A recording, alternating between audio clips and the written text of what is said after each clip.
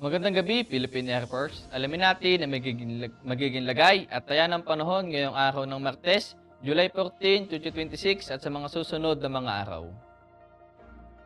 Para sa ating synoptic situation, ang tropical depression na si Josie ay humina bilang isang low pressure area kaninang alas 2 ng hapon. At ito'y namataan kaninang alas 4 ng hapon na may layong 1,125 km east of southeastern Luzon. Ito'y kumikilos ng northeastward ng mabagal.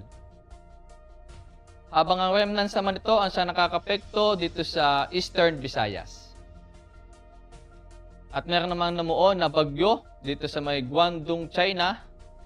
At huling namataan kaninang alas 3 ng hapon na may layong 940 in the vicinity of Guangdong, China.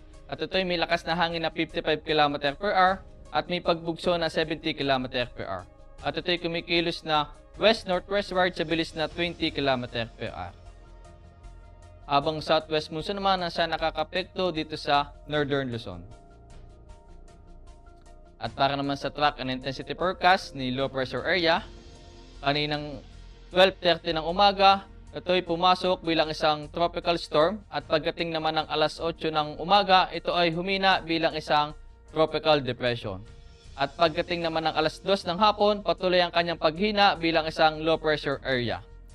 At ito ay inaasahan na malulusaw sa susunod na 24 oras.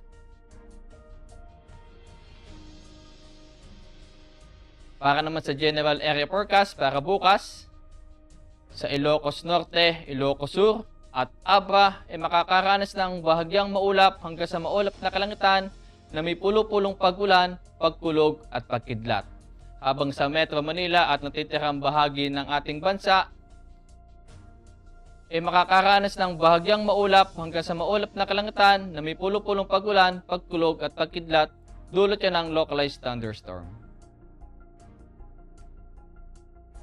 Para naman sa susunod na 3 araw dito sa Metro Manila, Cavite, Lipa City, mula Huwebes hanggang Biyernes ay makakaranas ng bahagyang maulap hanggang sa maulap na kalangitan na may pulo-pulong pag-ulan, pagkulog at pagkidlat.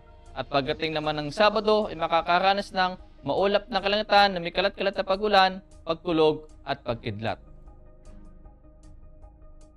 At pagdating naman sa Angeles, simula Huwebes hanggang Biyernes ay makakaranas ng bahagyang maulap hanggang sa maulap na kalangitan na may pulo-pulong pag-ulan, pagkulog at pagkidlat. At pagdating naman ng Sabado ay makakaranas ng maulap na kalangitan na may kalat-kalat na pag-ulan, pagkulog at pagkidlat. At pagdating naman sa Puerto Princesa, Calayan Island, Mactan, Zamboanga at Davao, mula Huwebes hanggang Sabado ay makakaranas ng bahagyang maulap hanggang sa maulap na kalangitan na may pulo-pulong pag-ulan, pagkulog at pagkidlat.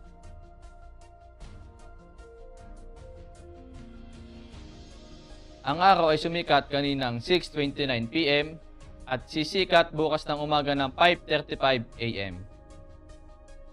Para naman sa moon illumination, meron tayong 0%.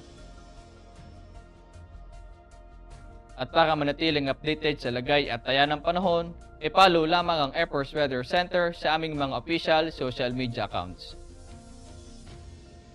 Sa ngalan ng aming commanding officer na si Colonel Hermelino T. Calubiran Jr., PAP GSC, ako si A2C Ever C. Amazona, your weather broadcaster ng Air Force Weather Center. Muli, magandang gabi, Philippine Air Force.